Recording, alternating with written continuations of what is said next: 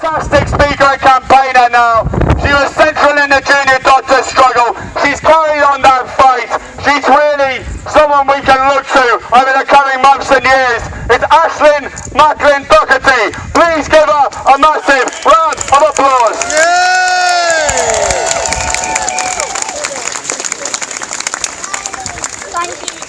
Thank you so much for coming. My name's Aislinn. I am a 33-year-old junior doctor in the NHS. And I was one of the 50,000 doctors that went out on strike to fight for your right to universal healthcare last year, which is being destroyed by this current government. I am an oncology registrar, so I have the privilege of looking after, of managing and caring for patients with cancer, one of the most difficult diagnoses anyone can ever hear, and it's an absolute privilege. I love my job. I wouldn't want to do anything else. But most of all, I love doing that in the NHS because it's the only system that exists that allows me to treat patients on the basis of clinical need, not on the basis of what an insurance company thinks their life is worth. And that is worth life.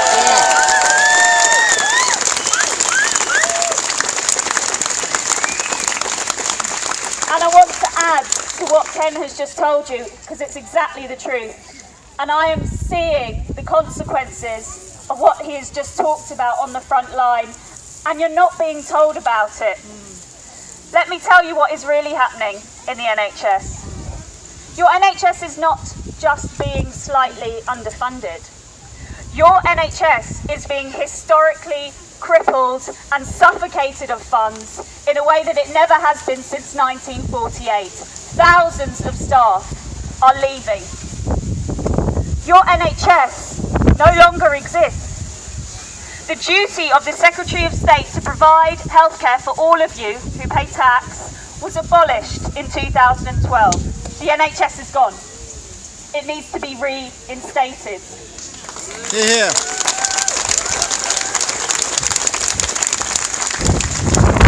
The current government and the coalition government have been complicit in drawing up blueprints to move your NHS to a USA-style model of provision. These are called Sustainability and Transformation Plans, STPs. Not many people know about that.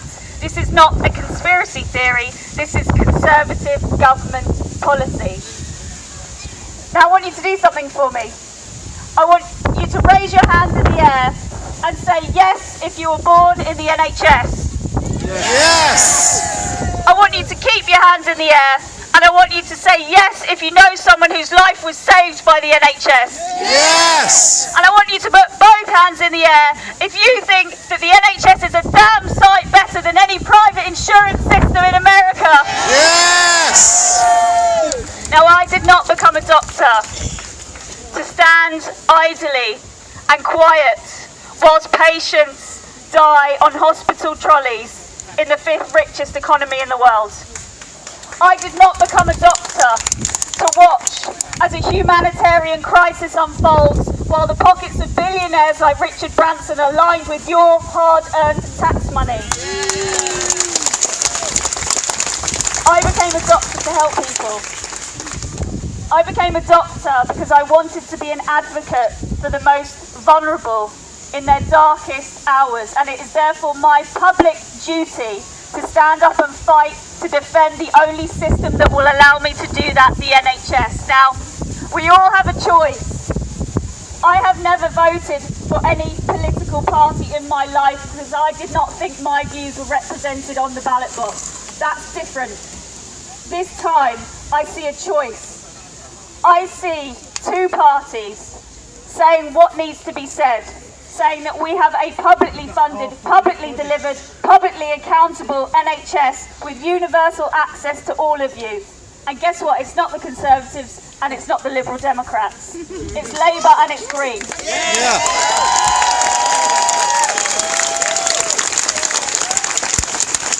I want you to think carefully about how you vote on the 8th of June. You've got a choice. You can vote for hope, for the NHS that you all deserve, that you have all paid into, or you can vote for fear and for privatisation. It's up to you. I will be voting for Labour on the 8th of June for Jeremy Corbyn.